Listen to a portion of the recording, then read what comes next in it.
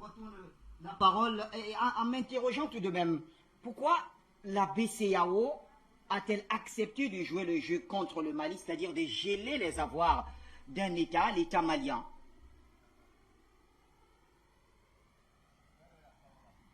Professeur Agbo.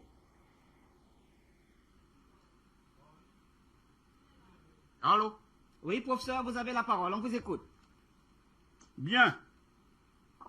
Bon, merci. Et je crois que lorsque la BCEAO gèle les avoirs du Mali, tout comme elle l'a fait avec la Côte d'Ivoire, la BCEAO n'est qu'un instrument de la France. Donc, il s'agit simplement de tuer les Maliens. Il s'agit de tuer les Africains. On dit, l'argent est le nerf de la guerre. Vous le savez ça. Donc, la France est en train de démontrer qu'elle détient l'arme de guerre. L'arme de guerre qui est le franc CFA qui dort à la BCEAO.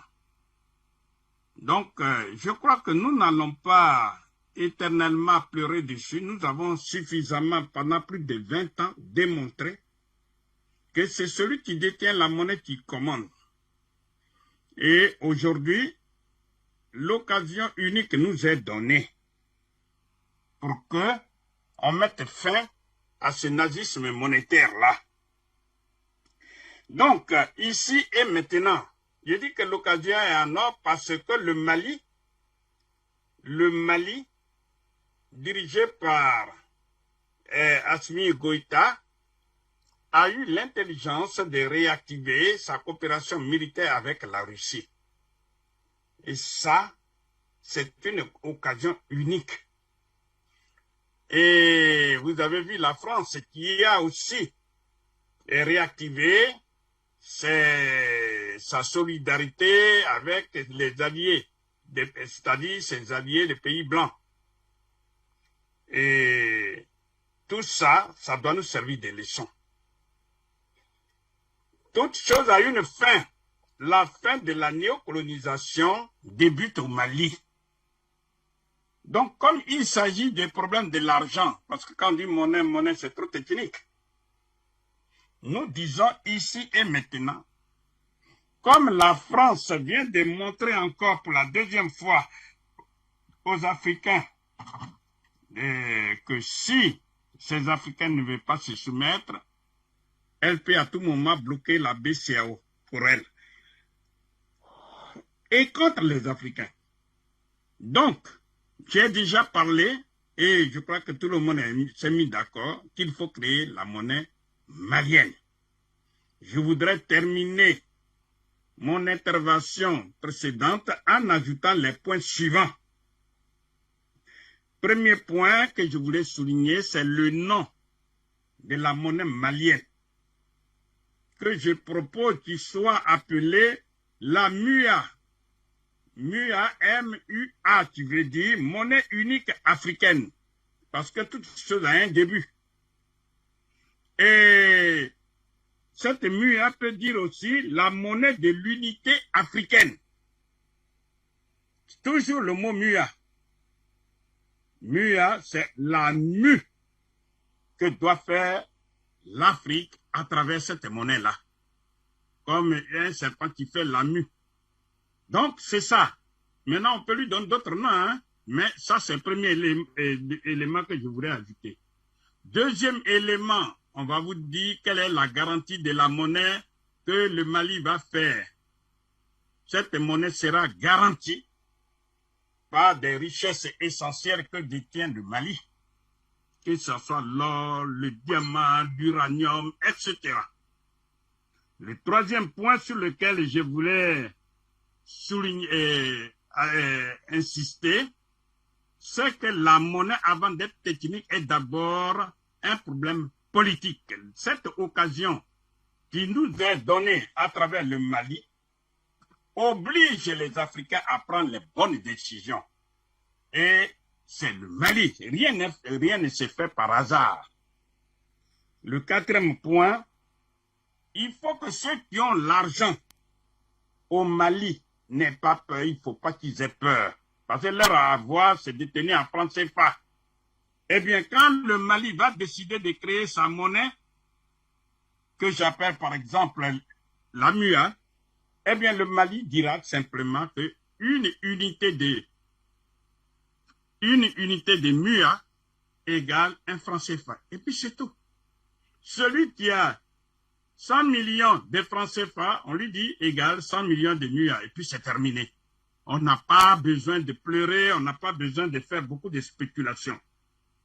C'est ce que l'Allemagne de l'Ouest a fait quand Helmut Kohl devait unir les deux Allemagnes. Il a dit une unité de Deutsche Mark ouest allemande égale une unité de Deutsche est allemand. Et une unité, oui, de Deutsche est allemand. Et puis c'est fini. Les deux Allemagnes sont unis. Donc, c'est d'abord la décision politique. Le cinquième point sur lequel je voudrais insister, je propose que le Mali s'unisse tout de suite à la République centrafricaine, qui est aussi dans la zone franc CFA et qui est maltraitée par la France. Les deux pays, c'est-à-dire le Mali, la RCA, la République de Centrafrique, sont des pays très riches en or, en diamants et tout le reste. S'ils prennent la décision de créer leur monnaie sera garantie par ces richesses-là.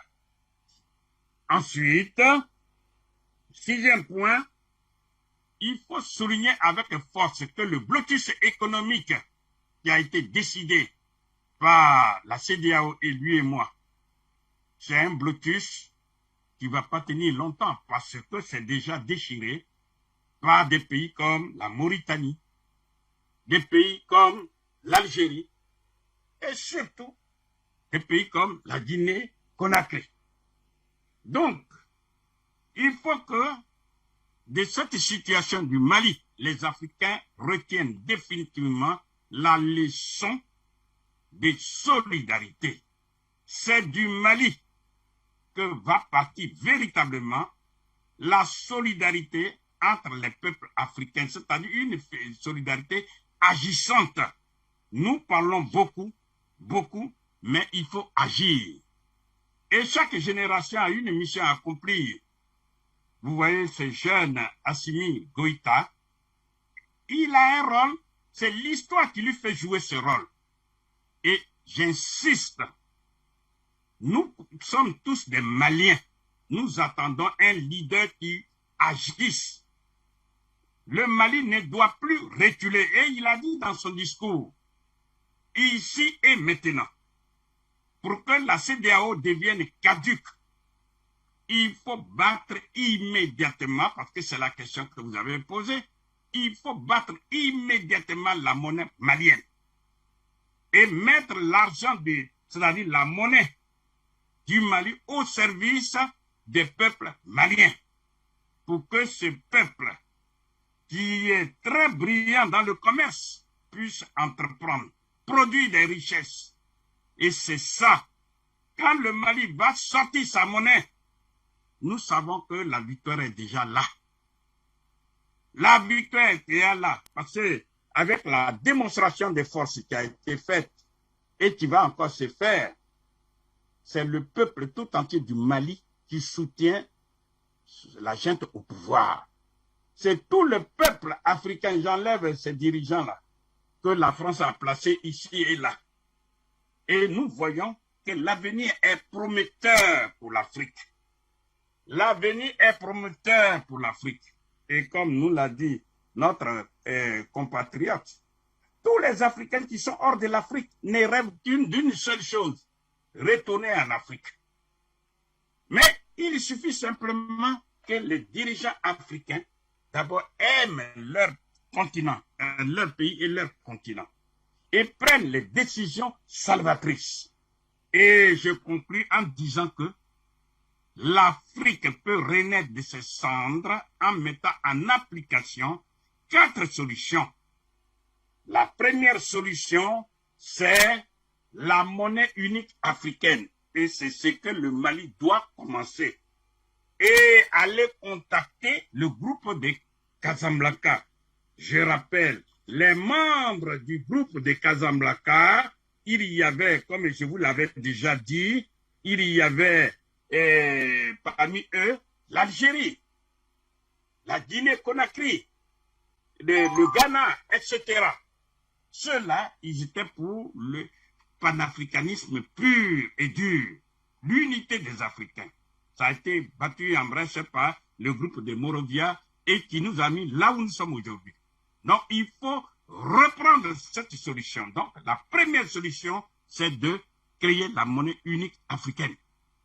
Pour que les 54 pays africains qui sont unis dans la ZELCA, zone de libre-échange du continent africain, puissent utiliser cette monnaie et faire vivre l'Afrique. Donc, comme tout cela a un début, a un commencement, eh bien, c'est au Mali que cette monnaie unique africaine doit voir le jour. Donc, dit, voilà, moi, le Mali, j'ai créé ma monnaie avec Centrafrique. Et cette monnaie s'appelle volontairement la monnaie unique africaine. Plus tard, on peut changer le nom. Deuxième chose, deuxième solution, c'est industrialiser les économies africaines. C'est-à-dire transformer toutes les matières premières agricoles, minières, minérales et énergétiques en des produits finis. Les transformer où? En produits finis en Afrique. Lesquels produits finis génèrent de la richesse qu'on appelle les valeurs ajoutées. Lesquelles valeurs ajoutées éliminent la pauvreté. Si on fait ça, aucun Malien n'aura envie même de quitter le Mali pour aller se rendre ridicule à l'extérieur. Aucun Africain ne peut aller se rendre ridicule à l'extérieur.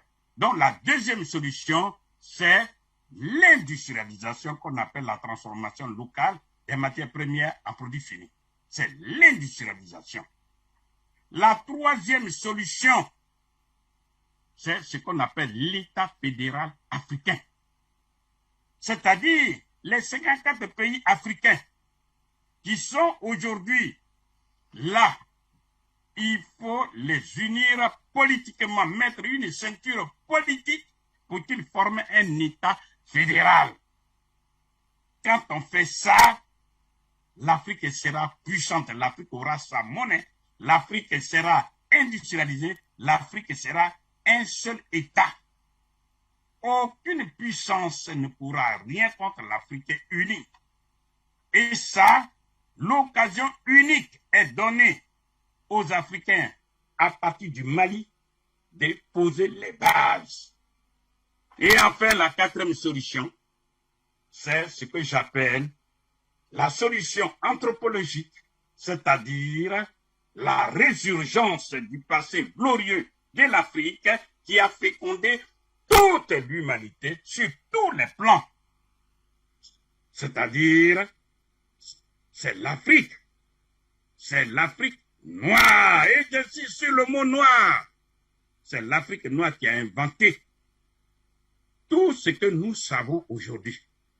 Que ce soit les pyramides, que ce soit l'écriture, que ce soit la religion monothéiste, que ce soit les sciences ardues, que ce soit les mathématiques, l'astronomie, l'architecture, tout ça, ce sont des Africains noirs. Et on nous a mis en esclavage et on a mis un ciment, on a fait oublier tout ça à l'Afrique, au point que l'Africain croit qu'il est maudit, il croit qu'il doit obéir bêtement.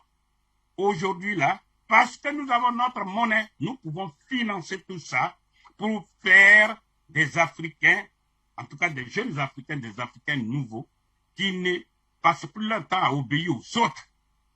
Donc, tout l'espoir de toute l'Afrique est mis aujourd'hui sur Assimi Goïta et ses amis. Tout doit partir du Mali.